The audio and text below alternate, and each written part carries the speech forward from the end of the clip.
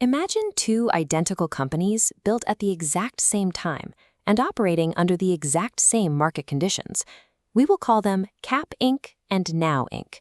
They start with identical cash balances, issue identical amounts of common stock, earn identical revenues, and purchase the exact same equipment to run their operations. Yet, by year 2, their financial trajectories violently diverge. Cap's return on equity drops steadily down to 28%. Now's return on equity rockets upward to 49%. The economic reality of these two businesses is identical. The massive gap in their perceived health is an illusion, manufactured by a single accounting policy. The mechanism behind this illusion relies on a foundational rule of accrual accounting, the matching principle. Look at how physical inventory is treated.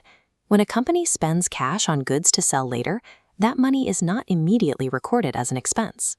Instead, it moves into a holding tank on the balance sheet, classified as an asset. The cost of that inventory sits there until the exact moment the item is sold. When the company generates revenue, the valve opens, and the cost drops onto the income statement as an expense to match that specific revenue. This concept applies to intangible time as well. When a company buys a piece of equipment, the cost is held as an asset and slowly released onto the income statement as a depreciation expense over the equipment's useful life.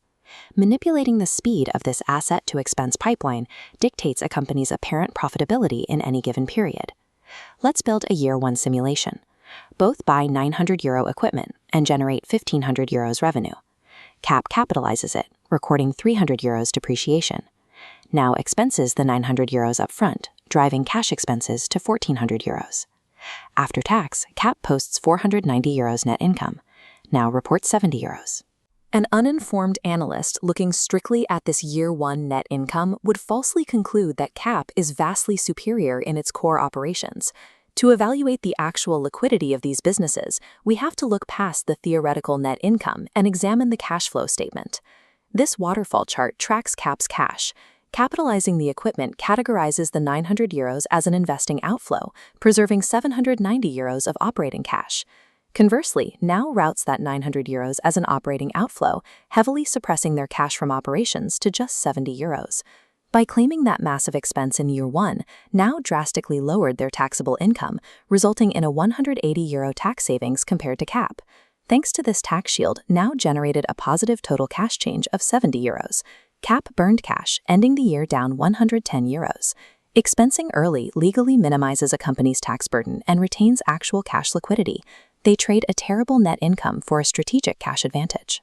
Advancing the simulation into years 2 and 3 reveals how this decision impacts long-term profitability. This bar chart displays net income across all 3 years. Because Now took their entire write-off in year 1, they carry zero depreciation burden into the future. Their net income leaps to €700. Cap's income stays perfectly flat at €490. We evaluate the efficiency of these profits using return on equity, or ROE. ROE is calculated by dividing net income by average shareholders' equity.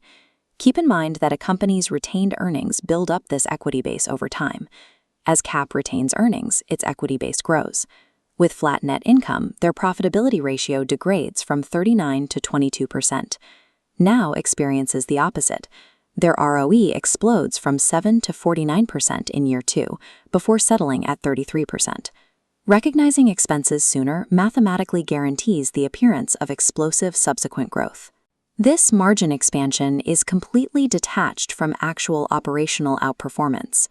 If we collapse the 3-year timelines for both companies, we can view the complete life cycle of the equipment. This table sums the net income across all 3 years. The totals compress into a single block, showing exactly €1,470 for both Cap and Now. Summing the total change in cash yields the exact same result, identical €1,470 totals for both sides. The underlying economic reality was perfectly identical the entire time. The volatile divergences in margins and cash flow were purely temporary accounting illusions. This temporal illusion is a critical trap for analysts attempting to benchmark competitors. Directly comparing the growth rates or profit margins of two companies with different capitalization policies is mathematically invalid. You must manually normalize accounting policies in your financial models before comparing the statements. To reveal true economic reality, an analyst must precisely align the underlying mechanical structures before deriving any comparative financial conclusions. Without verifying capitalization policies, you aren't analyzing business performance. You are just being manipulated by accounting.